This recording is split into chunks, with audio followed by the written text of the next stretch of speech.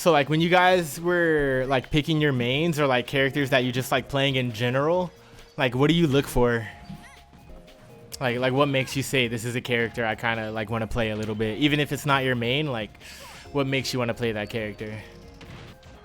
For me, like personally, I like combos and I like fluidity and movement. See, love him personal attachment, love him page, love cover anime. Nah, yeah, I feel you on that 100%, WK. I mean, like I said, for me it's combos and fluidity. Like if I went off personal attachment, I'd be maining Ryu 100%. Like, because I started off competing in traditional fighters before Smash. I used to compete in Marvel 3 like before Smash. So, and even before then, like the very first game I ever played, like that's what got me into fighting games, bro. Like my uncle had a Super Nintendo, and he had Street Fighter 2 on the Super Nintendo, and he literally like I'm literally like a child, you know what I mean? He would show no mercy. No mercy. Every time I jumped, I was getting shoryu'd. I was getting Hadouken for whole rounds. Like, bro literally showed absolutely no mercy to me as a kid on Street Fighter 2 on Super Nintendo. So literally growing up for years, my goal was to beat him one time in Street Fighter 2. That was literally my goal, like, for years. I just wanted to beat my uncle one time in Street Fighter 2. That's it. That's what put like the fighting game competitive spirit in me. When did I do it? I beat him in a Street Fighter EX3. I've never played him in Street Fighter 2 since I actually got good at fighting games. So like he's still undefeated as far as like our games go. But I have beat him in Street Fighter EX3, but I understood the mechanics way more than he did and stuff like that. Like, he's like old school, you know what I mean? So it was that.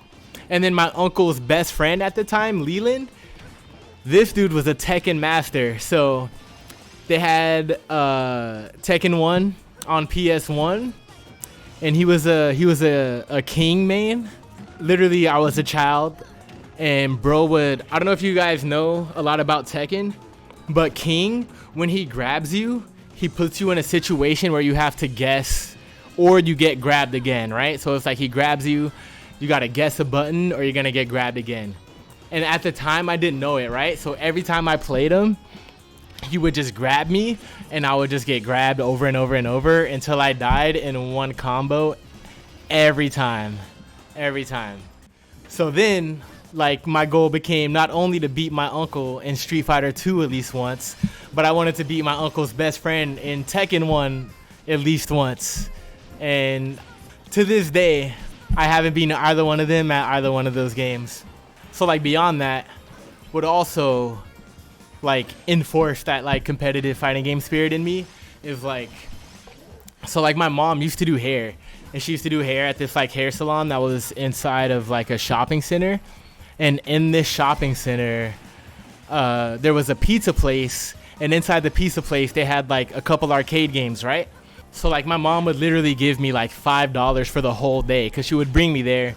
Obviously, like she couldn't pay for like a babysitter and nothing like that. So like I'd just be there with her at the freaking hair salon all day while she's doing hair. She would give me $5 a day to play games with. Next to the hair salon, there was a barber shop. It did kind of go a long way, sort of. But with that $5, it was like I wanted a slice of pizza. I wanted something, you know what I mean? It's like I still had to consider eating at the same time, you know what I mean? So next to the hair salon, there was a barber shop. You know what I mean? Like everybody's getting their hair cut and stuff. And everyone would go to the pizza place to get food and stuff while they were waiting to get their hair cut. So one of the arcade games they had was it was a King of Fighters machine. I forget what King of Fighters it was, but they had a King of Fighters machine. And like literally as a kid, I would bet people in the barbershop that I could beat them with one button on the arcade machine in the pizza shop. And you know, they're like literally grown ass men, like, oh no, that ain't, you're gonna beat me with one button, blah blah blah. And yeah, bro, I would literally clap all day.